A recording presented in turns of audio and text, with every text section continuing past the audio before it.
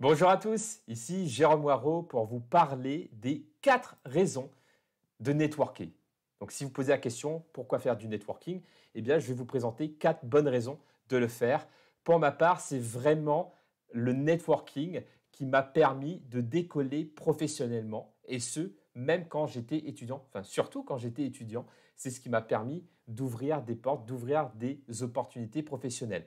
Alors déjà, la première motivation, la première raison pour laquelle vous devez faire du networking, eh bien, c'est pour développer des compétences de leader, développer des soft skills de leader, ces compétences transversales, interpersonnelles qui vous permettent d'être meilleur en situation relationnelle. Et du coup, quelles sont ces différentes compétences que vous allez développer en faisant du networking?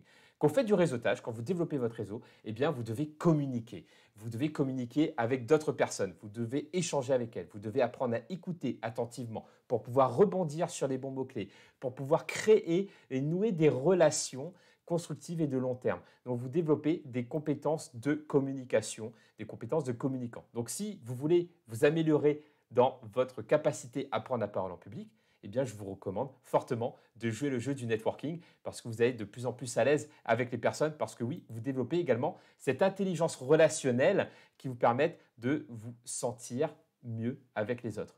Donc oui, si vous êtes introverti, comme ça a été le cas pour moi, comme c'est encore le cas pour moi aujourd'hui, eh bien, vous forcez à rencontrer d'autres personnes, à être dans une dynamique de réseau, vous invite à vous connecter aux autres, à être en relation avec les autres et donc à développer cette intelligence relationnelle qui est fort utile, voire indispensable quand vous voulez développer votre carrière ou vos projets professionnels.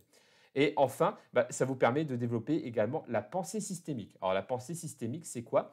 C'est de pouvoir identifier un système dans lequel vous allez voir des interactions. Et donc du coup, dans un système humain, vous allez pouvoir voir des relations entre elles. Donc si vous êtes en train de cultiver un réseau, vous allez par exemple identifier Anita ici, Laura ici, Amine est là, et toutes ces personnes-là, vous dites, ok, tiens, je peux mettre en relation cette personne-là avec cette autre personne, parce que vous avez cette vision globale de votre réseau et de voir les relations qu'elles ont entre elles, ou des relations que vous allez pouvoir créer dans votre réseau.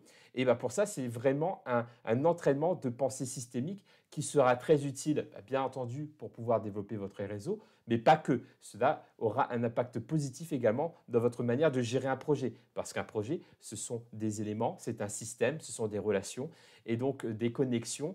Et finalement, ça développe aussi votre créativité. Parce que la créativité, c'est la capacité à créer des connexions entre des idées différentes. Donc pour moi, faire du networking, c'est améliorer ses compétences de communicant, c'est améliorer son intelligence relationnelle et c'est développer cette pensée systémique qui est hyper importante aujourd'hui. Deuxième raison hyper importante, c'est de pouvoir générer des opportunités. Alors, générer des opportunités pour vous, parce que les opportunités, c'est quoi? Ce sont des personnes, en fait, quand vous réfléchissez. Une opportunité, c'est quelque chose de conceptuel. Mais finalement, quand on réfléchit, qu'est-ce qui se cache derrière une opportunité? C'est toujours des personnes en fait.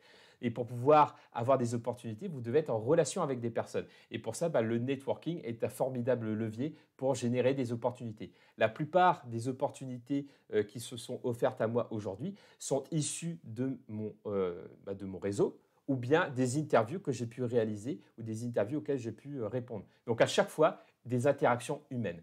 Donc générer des opportunités pour vous, mais aussi pour les autres, en fait. Vous devenez vous-même un générateur d'opportunités, parce que si vous entendez une personne de votre réseau avoir une opportunité et que vous savez qu'il y a une autre personne de votre réseau qui pourrait répondre à cette opportunité, eh bien vous faites des mises en relation et vous devenez un entremetteur, une personne qui fait des mises en relation et qui va nourrir son réseau. Et pour moi, c'est une manière de vraiment générer des opportunités pour les autres et finalement d'augmenter son impact. Donc la troisième raison, c'est si vous voulez être une personne qui a un impact positif autour de vous, qui va impacter les gens autour de vous, eh bien, vous devez avoir cette dynamique de réseau pour pouvoir faire des mises en relation, pour pouvoir aider d'autres personnes, pour pouvoir apporter de la valeur ajoutée dans la vie des personnes qui vous entourent.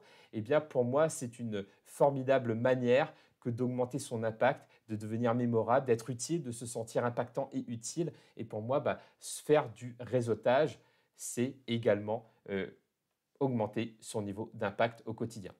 Et enfin, donc dernière raison, il y en a d'autres, mais je me suis focalisé sur ces 4 raisons-là aujourd'hui pour cette vidéo, eh bien, c'est booster son épigénétique positive. Alors, c'est quoi l'épigénétique? L'épigénétique, c'est la science qui étudie l'expression des gènes. C'est l'expression des gènes. Vous avez la génétique et vous avez l'épigénétique. L'épigénétique, c'est quand les gènes s'expriment.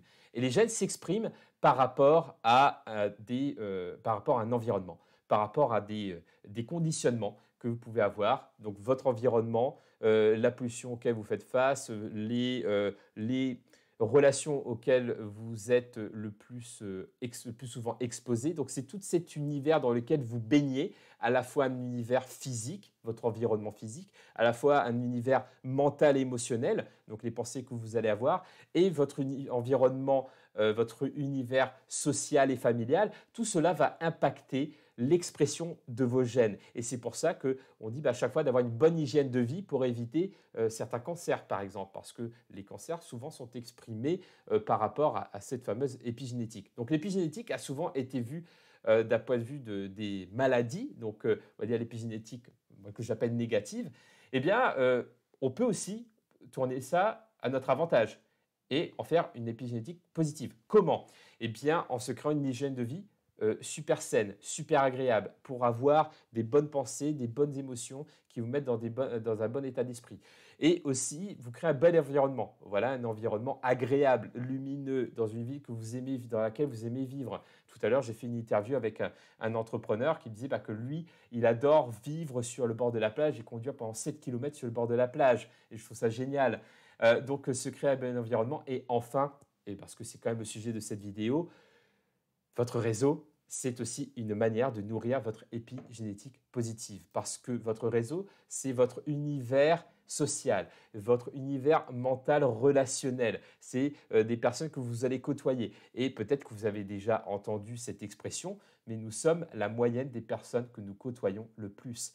Donc, créer son réseau, c'est aussi choisir les personnes que l'on va côtoyer. Et par exemple, pour ma part, j'ai utilisé une technique que je présenterai dans une autre vidéo, un outil ultime pour pouvoir connecter avec des mentors, des personnes qui m'inspirent et pouvoir m'entourer de personnes inspirantes. Et c'est comme ça que je me suis créé cette épigénétique positive qui m'aide aujourd'hui et que même si je viens de la plus petite commune de l'île de la Réunion où le réseau on va dire, positif et inspirant a été, à mon époque en tout cas, quasi néant, à aujourd'hui vivre à Londres avec une hygiène de vie et un rythme de vie très agréable. Donc voilà pour moi les 4 raisons pour pouvoir, enfin de faire du networking, pour à la fois développer les soft skills de leader, pour pouvoir devenir un générateur d'opportunités pour soi et pour les autres, pour augmenter son impact positif pour soi et pour les autres, et enfin pour booster son épigénétique positive. Donc, si jamais vous êtes intéressé par le networking, des stratégies de networking, comment développer des compétences de networker, eh bien, c'est quelque chose que l'on traite dans le programme Soft Skills 2.0. Si vous êtes intéressé, vous pouvez cliquer sur le bouton ci-dessous. Et bien, sinon, je vous remercie et je vous dis à très bientôt pour une prochaine vidéo.